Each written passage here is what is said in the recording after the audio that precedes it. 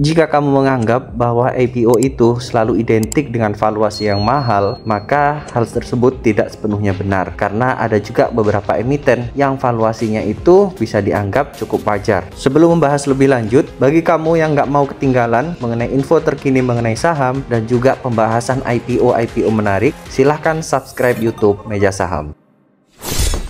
PT Minahasa Membangun Hebat Tbk memiliki proyek yang sedang berjalan, yaitu berupa perumahan real estate non-subsidi dengan nama Sawangan Permai dengan luas 13 hektar di Kabupaten Minahasa, Sulawesi Utara. Untuk total penjualan, perusahaan ini mencatat sudah 130 unit rumah dengan berbagai tipe yang sudah berhasil terjual. Kemudian untuk pendapatan perseroan 100% berasal dari penjualan properti. Sebelum berinvestasi, kita perlu juga tahu siapa sih sebenarnya orang yang berada di perusahaan tersebut. Dalam artian, kita juga perlu mengenal manajemen dari sebuah perusahaan. Di sini untuk posisi komisaris utama, ini diduduki oleh Bapak Romi. Kemudian untuk posisi komisaris independen, ini diduduki oleh Ibu Fitria Ayu Febrianti, di mana beliau ini usianya masih 28 tahun, masih sangat muda ya teman-teman. Lalu untuk posisi direktur utama ini diduduki oleh Bapak Go Roni Nugroho. Dan untuk posisi direktur ini diduduki oleh Bapak Andri Rianto.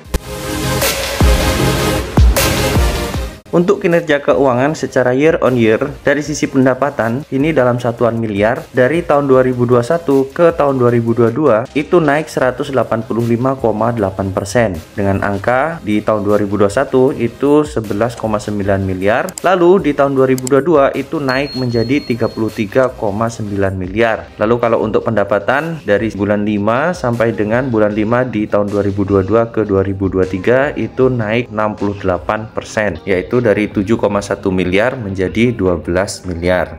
Kemudian untuk laba bersih itu di tahun 2021 ke 2022 naik sebesar 495,4%, dan untuk tahun 2022 ke 2023 di bulan 5 itu naik 12,7%. Sebagai catatan, peningkatan ini terutama didorong oleh meningkatnya unit rumah yang dijual. Lalu kemudian untuk catatan kedua, bahwa ini semua tidak diaudit.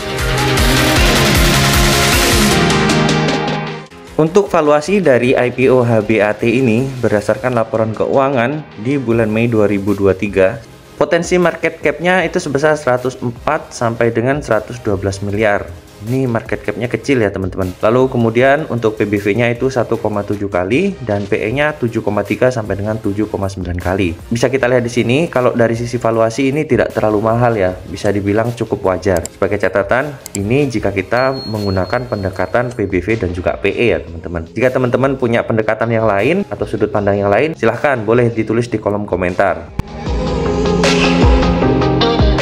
Untuk rencana IPO hebat ini, ada 240,7 juta lembar saham yang ditawarkan. Untuk harga penawarannya sendiri di 100 sampai dengan 108. Nah, palingan ini nanti juga harga terbentuknya itu di sekitar 100 rupiah. Dengan potensi pendanaan sebesar 24,1 miliar sampai dengan 26 miliar. Ya, biasanya nanti mungkin akan terbentuk di 100 rupiah ya teman-teman. Dan kemudian mungkin bisa jadi juga akan turun ke gocap dulu atau mungkin bahkan di bawahnya. Karena sepertinya ini punya potensi untuk menduduki papan akselerasi. Tapi untuk kepastiannya nanti kita tunggu saat listing ya teman-teman. Tapi sebenarnya ada yang cukup aneh sih dari IPO ini, karena biasanya kalau untuk IPO dengan market cap kecil itu biasanya kita selalu ditawarkan waran, tapi di IPO ini sepertinya tidak ada waran yang ditawarkan untuk investor. Sepertinya perusahaan ini cukup pede dengan menawarkan valuasi yang diberikan dengan harga wajar. Menurut saya pribadi, jika nanti tidak terjadi oversubscribe, ini akan sangat menarik untuk analisa pasca IPO-nya, karena nanti akan kelihatan jika benar-benar terjadi distribusi besar, mungkin saya akan jauhi. Tapi kalau terjadi akumulasi yang cukup baik, ya mungkin saya akan juga ikutan masuk seperti itu teman-teman. Karena untuk IPO kecil kemudian tidak ada waran, ini resikonya cukup besar ya. Jadi kalau menurut saya pribadi, saya akan sangat hati-hati untuk ikut IPO seperti ini. Lebih baik saya nunggu setelah IPO dan saya akan analisa bagaimana pola transaksinya saat sudah IPO.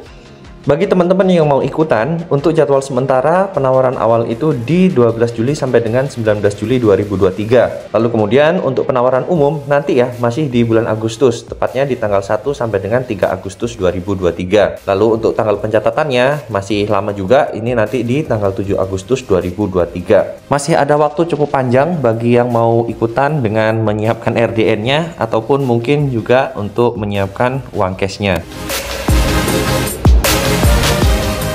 Untuk alokasi dana hasil IPO, 46% untuk pembelian land bank dari pihak afiliasi dengan total luas 40.373 meter persegi. Lalu sisanya 45% untuk biaya pembangunan fasilitas umum serta sarana dan prasarana perumahan. Sedangkan 9% lainnya untuk modal kerja perseroan. Sebenarnya saya kurang srek ya kalau ada perusahaan-perusahaan yang membeli ataupun ada transaksi dengan pihak afiliasi seperti ini ya teman-teman. Tapi ya ini kembali lagi, mudah-mudahan ini memang benar-benar digunakan untuk pengembangan bisnis ya. Pada IPO HBAT ini yang mengawal adalah Lotus Andalan Sekuritas dengan kode broker YJ. Jadi teman-teman nanti saat IPO perhatikan juga bagaimana pola transaksi dari YJ ini. Apakah dia banyak distribusi atau akumulasi. Tetapi tentunya kita nggak bisa ya hanya berpatokan pada satu kode broker. Kita juga harus melihat bagaimana secara keseluruhan pola transaksi yang terjadi pada saat IPO. Bagi teman-teman yang fokus terhadap daftar efek syariah, menurut postingan dari Syariah Saham, kemungkinan akan masuk ke dalam kategori syariah. Tetapi untuk keputusan pastinya, kita menunggu keputusan final dari OJK dan juga DSN MUI.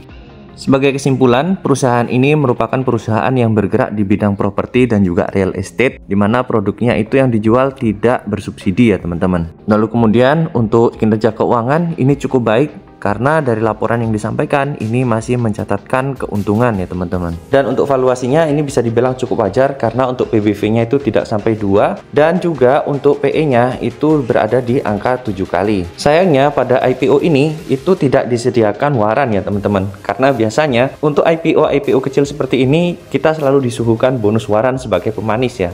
Sayangnya untuk IPO ini tidak ya teman-teman. Teman-teman gimana nih pada IPO ini? Ikutan atau tidak? Silahkan tulis di kolom komentar ya. Jika kamu ada saran dan masukan, silahkan tulis di kolom komentar juga. Dan bagi kamu yang suka dengan pembahasan kami, yuk di subscribe dulu YouTube Meja Saham supaya kami lebih bersemangat untuk membuat pembahasan-pembahasan selanjutnya.